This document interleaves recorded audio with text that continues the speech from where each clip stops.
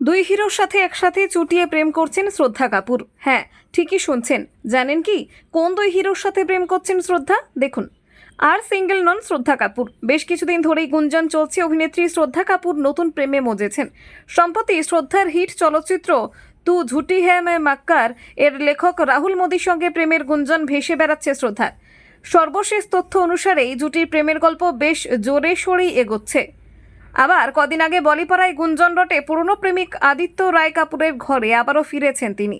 সম্প্রতি আদিত্যের সঙ্গে অনন্যা পাণ্ডের বহুল চর্চিত প্রেমের অবসান হতে না হতেই শ্রদ্ধা আদিত্যকে একসঙ্গে দেখতে পাওয়ায় এই গুঞ্জন রটে।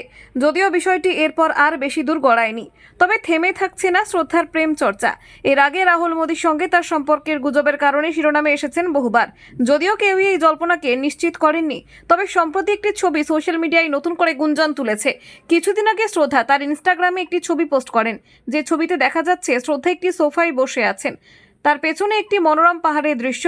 একই সময় রাহুল মোদির বোন সোনিকার শেয়ার করা একটি ছবিতে অনুরূপ পটভূমি অনুরাগীরা লক্ষ্য করেছেন, যা প্রকাশ পেতেই নড়ে চড়ে বসেছে গণমাধ্যম থেকে শুরু করে নেটিজেনরা।